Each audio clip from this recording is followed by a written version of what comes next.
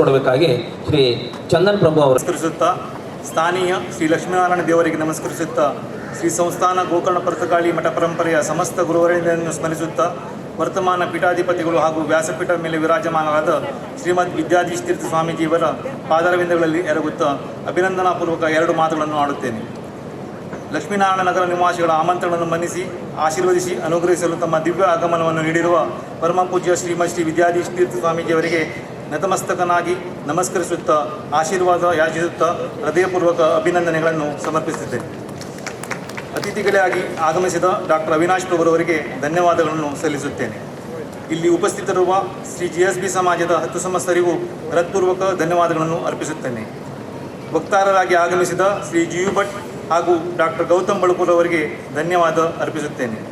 ಇಲ್ಲಿ ಉಪಸ್ಥಿತರಿರುವ 10 ಸಮಸ್ತರಿಗೂ ಹೃತ್ಪೂರ್ವಕ ಧನ್ಯವಾದವನ್ನು ಸಲ್ಲಿಸುತ್ತೇನೆ. ಸ್ವಾಗತ ಗೀತೆ ಹಾಗೂ ಭಜನೆಯ ಮೂಲಕ ರಂಜಿಸಿದ ಶ್ರೀ ಸಂಜೀವ್ ಶಾನಭಾಗ್ ಬಳಗ ಹಾಗೂ ಶ್ರೀ ಗಣಪತಿ ಕಾಮತ್ ಸಂಗಡಿಗರಿಗೆ ಧನ್ಯವಾದಗಳನ್ನು ಸಲ್ಲಿಸುತ್ತೇನೆ.